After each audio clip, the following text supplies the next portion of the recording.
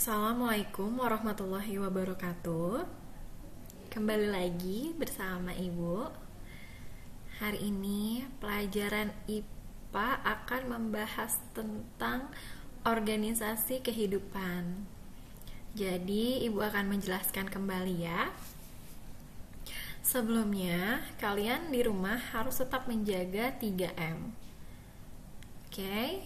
Memakai masker, mencuci tangan, dan menjauhi kerumunan.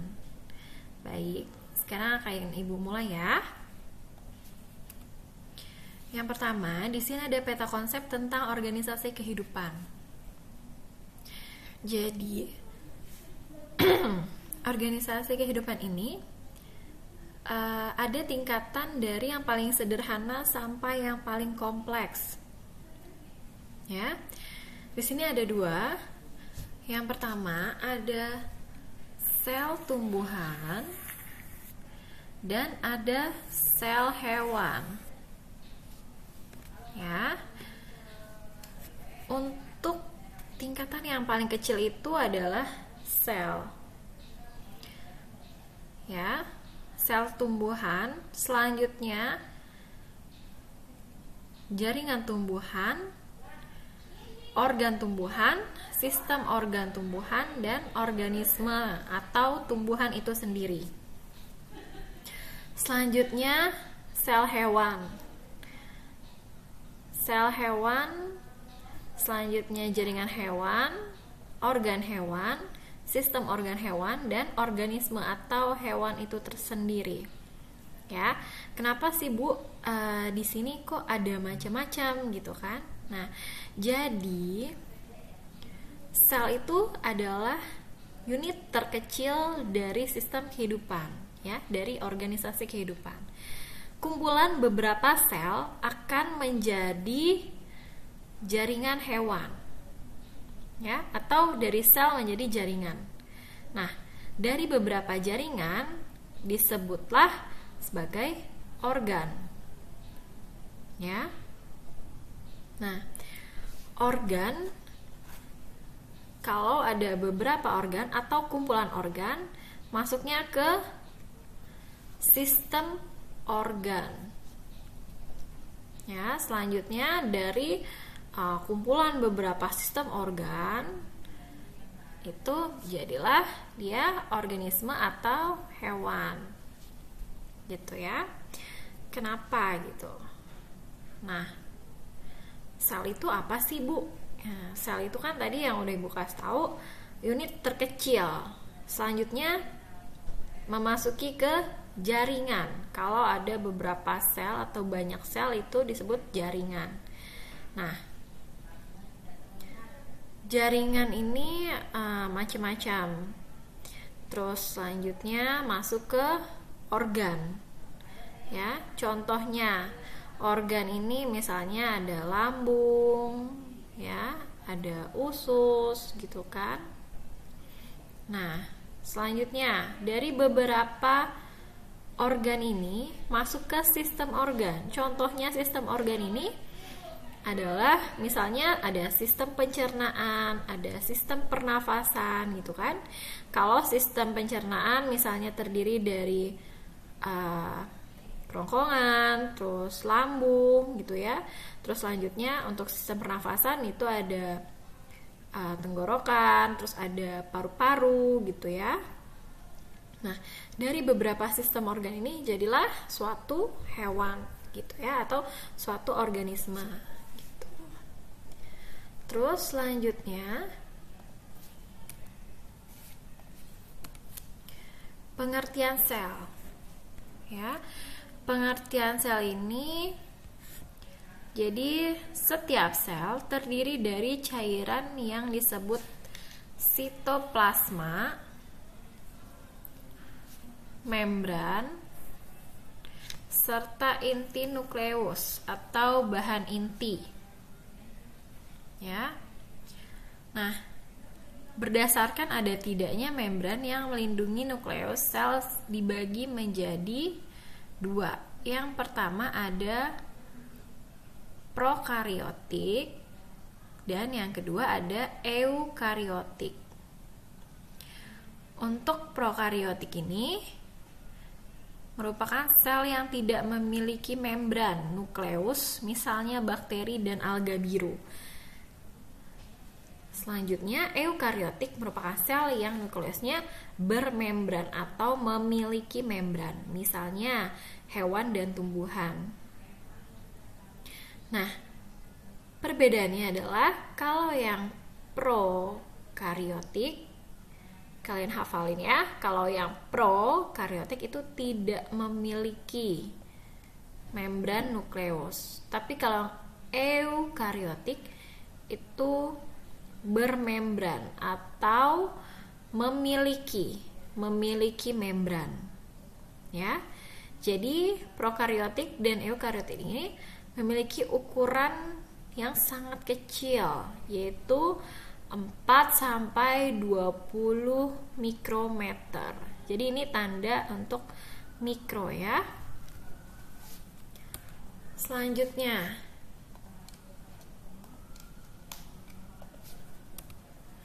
pengertian sel ya. Yang pertama, organisme bersel tunggal atau uniseluler. Jadi kalau berselnya tunggal, ini dia uni, satu. Contohnya itu bakteri dan protista. Ya, jadi seluruh kegiatan hidup yang dilakukan oleh sel itu sendiri. Jadi benar-benar dia melakukan itu dengan satu sel itu sendiri. Itu ya. Terus selanjutnya,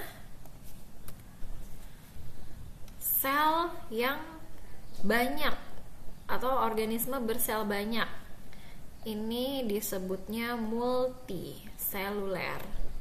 Jadi yang selnya banyak ya. Nah, contohnya itu manusia dan tumbuhan. Bisa juga hewan juga termasuk ya. Jadi terjadi pembagian tugas pada sel-sel penyusunnya. Jadi makanya macam-macam nih. Misalnya ada yang di bagian pernafasan gitu kan, ada yang di bagian lambung untuk pencernaan, terus ini kan paru-paru ya, ini masih masuk ke pernafasan, ini usus masuk ke pencernaan gitu. Jadi dia punya tugasnya masing-masing. Tuh. Terus selanjutnya, struktur sel. Jadi secara umum sel tersusun dari membran dan protoplasma ya. Jadi protoplasma terdiri dari sitoplasma. Jadi sitoplasma ini adalah cairan sel dan organel-organel. Ya. Nah, organel merupakan bagian sel yang berfungsi khusus. Jadi misalnya nih, organelnya itu misalnya ada sitoskeleton. Terus ada membran sel, ada dinding sel. Ya, terus selanjutnya ada mitokondria gitu ya, ada badan Golgi, itu termasuk organel ya. Di sini ada lisosom ya, ini ada flagellum, ada ribosom bebas, ada sitoplasma gitu ya. Pokoknya yang di dalam sini ini adalah organel-organel dari sel tersebut gitu. Jadi di dalam sel itu punya organelnya sendiri lagi gitu ya. Terus selanjutnya, yang pertama kita membahas tentang membran sel. Untuk membran sel tersusun atas fosfor, lemak atau lipid, karbohidrat, dan protein. Jadi membran sel berfungsi sebagai pelindung dan pengatur lalu lintas zat yang keluar masuk sel. Ya, membran sel bersifat semi-permeable, artinya membran sel hanya dapat dilewati oleh zat tertentu. Jadi intinya di membran sel ini sama aja kita kalau misalnya mau masuk ke suatu tempat, atau lebih contohnya kita masuk ke mall, itu kan kita untuk sekarang pas lagi COVID gini dicek suhu gitu kan. Apakah suhunya bisa masukkah, maksudnya normalkah atau nggak normal, atau misalnya suhunya tinggi. Kalau misalnya suhunya tinggi kan biasanya kita nggak boleh masuk. Nah, kalau di dalam sel ini, si membran sel ini sama fungsinya seperti satpam yang ada di depan pintu masuk mall gitu. Ya, jadi dia pelindung dan mengatur lalu lintas zat yang keluar masuk gitu. Paham ya? Terus selanjutnya sitoplasma. Di sini sitoplasma merupakan cairan sel. Jadi di dalam sini ya, ini ada cairan yang disebut sitoplasma. Sitoplasma mengandung berbagai macam zat, diantaranya ada protein, lemak, karbohidrat, zat-zat organik, enzim, vitamin, dan hormon. Sitoplasma berfungsi sebagai tempat berlangsungnya reaksi metabolisme sel karena organel sel terdapat di sitoplasma. Ya. Jadi tempat berlangsungnya reaksi. Makanya di sini kalian bisa lihat di gambar ini dia terdiri dari cairan-cairan sitoplasma ya. Gitu. Selanjutnya nukleus ya. Nukleus tersusun atas membran cairan inti atau nukleoplasma, kromosom, dan anak inti nukleus. Ya, cairan ini tersusun atas air, protein, dan mineral. Kromosom merupakan pembawa sifat menurun yang tersusun atas benang-benang kromatin. Nukleus berperan dalam pembuatan komponen ribosom. Ya. Terus selanjutnya mitokondria. Di sini mitokondria adalah organel bermembran yang berfungsi sebagai tempat penghasil energi. Semakin aktif suatu sel, semakin banyak mitokondrianya. Ya. Gitu. Jadi di dalam sel ini ada tempat yang dapat menghasilkan energi. Maksudnya energi itu agar sel tersebut bisa bergerak atau bisa berkembang, ya. Jadi ada si penghasil energinya ini, atau disebut mitokondria. Selanjutnya ada ribosom. Ya, ribosom ini berbentuk butiran-butiran. Ribosom ada yang menempel pada membran retikulum endoplasma dan ada pula yang bebas di sitoplasma. Ya, sitoplasma itu apa? Yang cairan. Ya. Cairan sitoplasma. Nah, ribosom ini berfungsi dalam pembuatan sintesis protein. Ya. Jadi si ribosom ini nanti dia dapat mencetak DNA gitu, ya. Selanjutnya retikulum endoplasma. Retikulum endoplasma merupakan saluran berliku yang membentang dari inti sel menuju ke sitoplasma. Ada dua tipe RE. Ini RE itu singkatan ya dari retikulum endoplasma, yaitu RE kasar dan RE halus. Jadi pada membran RE kasar itu terdapat ribosom. Ya. Jadi kenapa disebut RE kasar? Karena ada ribosomnya. Ya, nih. Ribosom tuh. Yang titik-titik ini, ya. Ini namanya ribosom. Terus selanjutnya RE halus tidak ditempeli ribosom. Contohnya seperti ini, dia tidak ada ribosomnya. Jadi ini namanya smooth endoplasmic reticulum. Maksudnya dia halus. Yang ini rough, kasar. Ya, karena ada ribosomnya. Ya, RE berperan untuk membuat dan menyalurkan bahan-bahan yang dibutuhkan oleh organel-organel sel. Itu.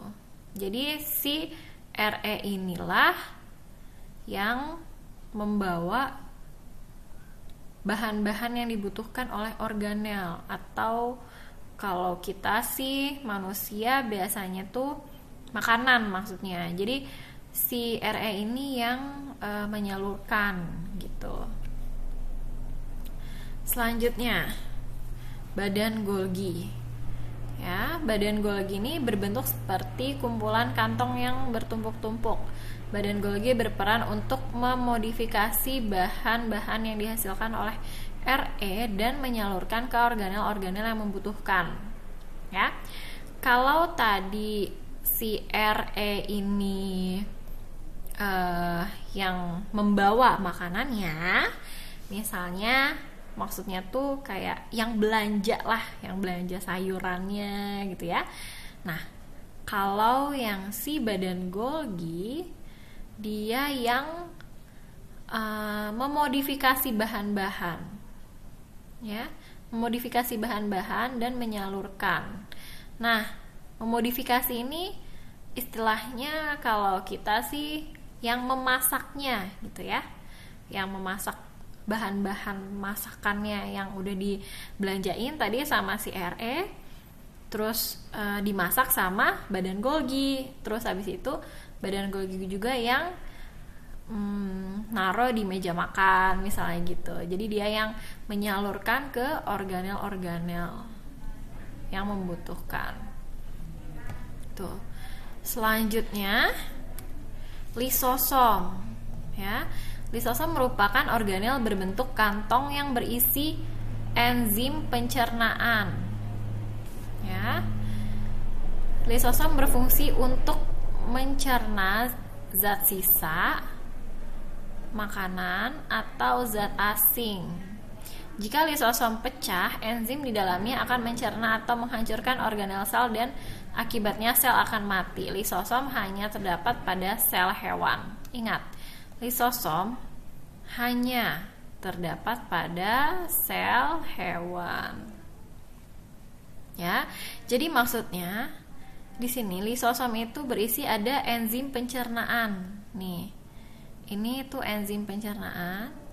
Jadi untuk mencerna zat sisa makanan atau zat asing gitu. Jadi kalau ada zat asing, dia akan menghancurkannya. Tapi kalau zat sisa makanan, dia juga akan mencernanya lagi gitu.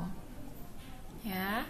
Selanjutnya ada sentriol. Di sini sentriol berperan dalam pembelahan sel. Sentriol hanya dimiliki oleh sel hewan.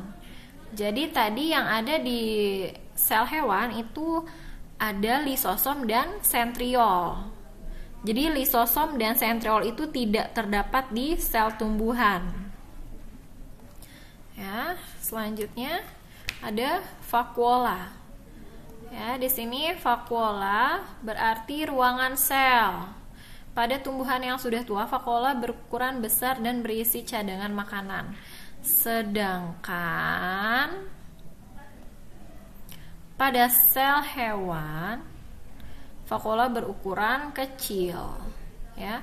Pada protozoa terdapat dua jenis vakuola, yaitu vakuola makanan berfungsi untuk mencerna makanan, dan vakuola kontraktil berfungsi untuk mengeluarkan zat sisa dan mengatur keseimbangan air dalam sel. Gitu ya. Jadi ini vakuola itu sama aja ruangan sel, ya. Gitu. Selanjutnya ada plastida. Plastida hanya terdapat pada tumbuhan. Nah, tadi kan yang lisosom dan sentriol itu hanya ada di hewan. Nah, yang hanya ada di tumbuhan adalah plastida. Jadi, plastida hanya terdapat pada tumbuhan. Plastida ini mengandung pigmen tertentu. Ada kloroplas, ada kromoplas, dan ada leukoplas. Ya, masing-masing ini beda. Kalau kloroplas itu plastida berwarna hijau karena memiliki klorofil dan berperan dalam proses fotosintesis. Nah, ini yang penting ya. Selanjutnya kromoplas itu berwarna kuning karena memiliki pigmen xanthofil. Selanjutnya leukoplas fungsinya sebagai tempat cadangan makanan. Ya. Seperti itu. Selanjutnya dinding sel. Dinding sel ini membran sel tumbuhan dilindungi oleh dinding sel ya. Jadi makanya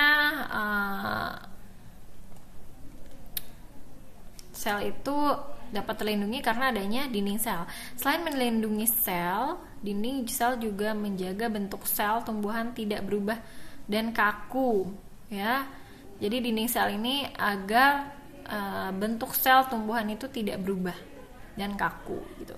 Ini untuk dinding sel yang di tumbuhan, ya, untuk yang di tumbuhan. Tapi kalau misalnya yang di sel hewan itu dia bisa berubah-berubah bentuknya, gitu. Maksudnya berubah tuh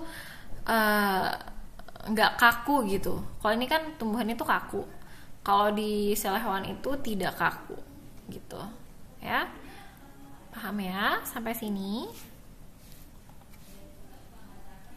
Terus selanjutnya di sini ada struktur sel.